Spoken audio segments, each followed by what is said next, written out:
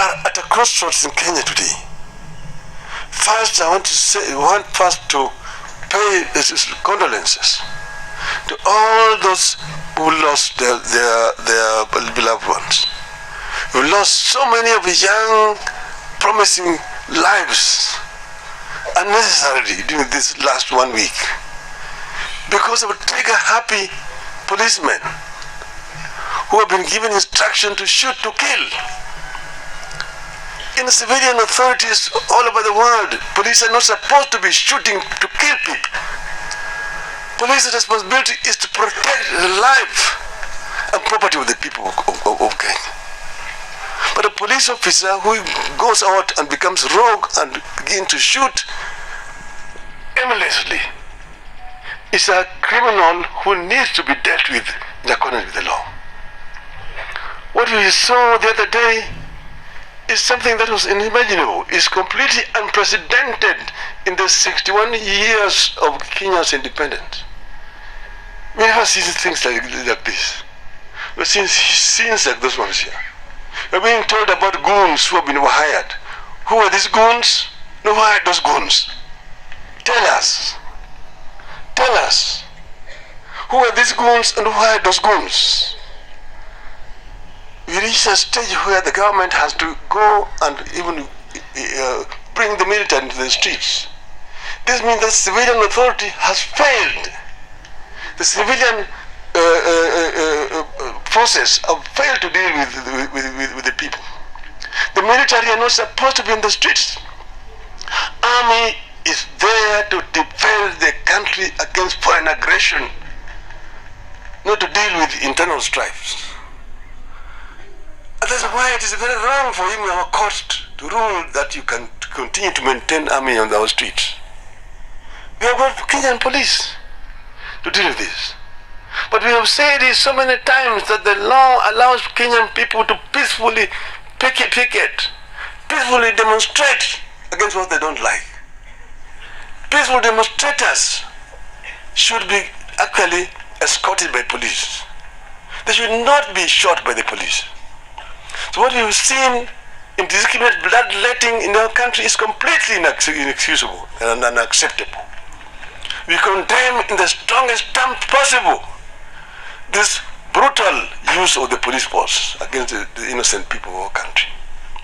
And we are saying that this time has now come for Kenyan people to come together as one people and talk as one people and talk about the Kenya we want. This is the time for this. We are going to talk about the details of those engagement in the coming weeks. Now that's Raila Odinga speaking right after the Gen Zs and millennials occupied parliament and some of them shot and the president called them criminals. Now, first of all, from the video that I've just played, from the soundbite that we've just heard, Raila Odinga seemed to be so much updated on what was happening in the country, and he understood very well that the Gen Zs and the millennials of this country were wrongly targeted by the police, and that all those that killed the Gen Zs, all that who killed the millennials, all that who shot anybody in this country during that time is supposed to be arrested, charged in the court of law. In some occasion, Raila Odinga stated clearly that he's going to ensure that these youths are being compensated. Those who lost their lives, those who were injured in any other way, those who lost their homes, they are going to be compensated. Raila Odinga, from the video, actually this video happened 4 months ago, he was very categorical that it was unacceptable to have such kind of activities taking place in the country where the police shoot directly live bullets at the peaceful demonstrators. Now, my message today is that the same government that Raila Odinga was accusing at that time, it's the same government that he's having right now, that he's working with right now. Now my big question comes to Raila Odinga this way. Why did you get in a deal? Did you get into a deal with a government that has done all this that you've mentioned to Kenyans? My simple conclusion from this kind of a statement is that Raila does not care about what the common mwananchi experiences. So long as the political scenario, the political activities, the political arrangements work according to his wishes, he is comfortable. Why am I saying so? Recently, actually today morning, I saw a notification of the people of Suna East and some other parts of this country complaining that Junet Mohammed has completely neglected Suna East. Yes. Who told you that's a problem for Junet? In Luo Nyanza, so long as you support Raila Amolo Odinga, you are good, whether you work or you don't. And that is what we are fighting right here on this channel today. For those who are coming from Luo Nyanza, it's now time to say no to such kind of narratives that are taking the country backward. It's not fair, or it's shameful, to be a close ally of Raila Amolo Odinga, actually the right-hand man of Raila Amolo Odinga, and then at your backyard where you represent the people, Suna East, there is nothing completely that is working. The CDF that you take there is not functioning. Where do you take the money? This is a clear indication. This is a clear indication that Junet Mohammed is a reflection of what Raila Amolo Odinga's thoughts are. Because if you are close to Junet Mohammed, if Junet is a close ally, is your right-hand man, at some point you need to have a conversation and ask him, Junet, how is your constituency doing? So far, how many people have you paid for school fees? How many schools have you built? How many roads are there you've made? How many classrooms you've built back in Suna East? But now that has been a scenario of Raila Amolo Odinga. That has been the case when it comes to Raila Amolo Odinga all through since ever since 2013.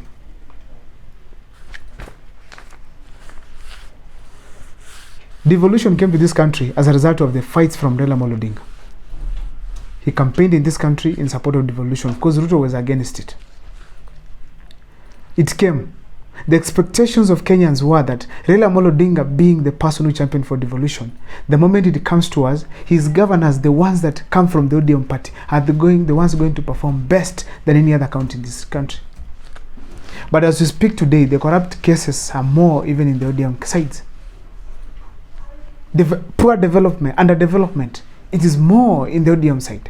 Right now, the top performing governors, all of them are from UDA. Talk of Patrick Olentutu from Narok County, he's doing well. Talk of Irungu Kangata from Muranga County, is doing very well. Let's have an example. Perhaps Anyang' Nyong'o is the one who's trying. Let's have an example of Kisii County, led by Simbarati. Nothing complete that is happening there significant. And he's the deputy party leader of ODM. Raila Amolo Odinga cannot spare a minute and ask him, what are the development projects have you done in Kisii County? Raila, being the father of devolution, as per now, you could have seen counties brought together, governors brought together and asked, you guys give us your manifesto on what you've done, show us on what the projects you are doing right now, how far have you taken the county as far as devolution is concerned. That could have been the best representation of what Raila Amolo Odinga's ideologies were. But as we speak today, these counties right now, they're underdeveloped. Raila does not care so long as they accompany him to AU, they accompany him to Mombasa, they have a meeting about ODM party, how ODM party is being funded, but the development of the people who voted for him, he does not care.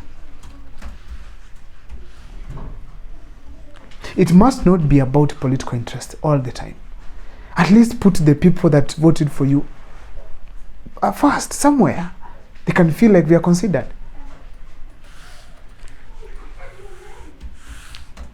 That is what Raila Amolo Odinga should stand for in this country. To give you an example, you had someone like Josephat Nanok. Nanok was a powerful governor from Turkana who was supported by Raila Amolo Odinga several times. And this gentleman, during his time, still there was a problem of water. And until he left, there were still issues to do with the water. There's no single time Raila sat down with these people and told them, excuse me, you guys, you come from the ODM party. ODM party, we want performance. Why is it that there's no water still under devolution in Turkana? Why is it that we don't have roads in Turkana? Why is it that we can't have food being produced well in Turkana? Yet billions of money are being channeled to these counties for development in the form of devolution.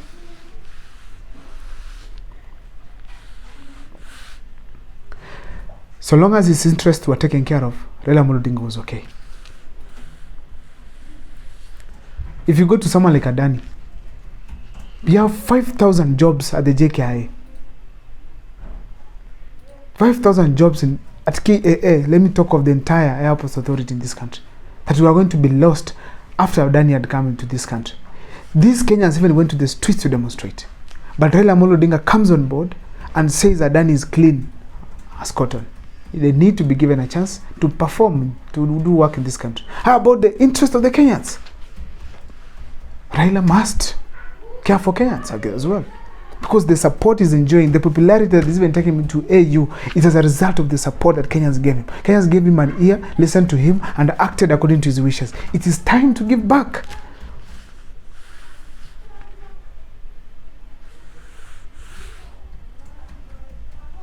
During the handshake with Uhuru Kenyatta, Raila Amolo Odinga knew very well that he had a huge support from the person called Kenyans. These Kenyans ensured that Raila Amolo Odinga had gotten the power, the protection that he needed to swear himself to become the people's president. After he had become the people's president, surprisingly, he got into a handshake with Uhuru Muigai Kenyatta. The expectations of Kenyans were, because we were welcomed to the handshake, is that we are going to see now a change. The ideologies that Raila Amolo Odinga has been standing for while in opposition now are going to be executed or in government. Now that the stumbling block, William Ruto, was not there. But during that time, we saw unga going almost 250 shillings. We saw so many things happening in the country that were not right. Kenyans cried left, left, and center. The loans Raila was championing, or was actually against before joining Raila Uhuru Muigai Kenyatta, now started supporting and saying that the loans can be gotten, but of course used well. Yet we knew we were stressed by the loans that were being borrowed and embezzled in this country. The IBC Raila talked about that was a problem. We thought it was going to be fixed. In 2022, Raila still complained of the same thing. The corruption cases that were mentioned by Raila Odinga himself, including Eurobond, we thought they were going to be handled at that time. Right now, Kenyans are paying back for the money that was not used right here in this country. Did he benefit from the money as well?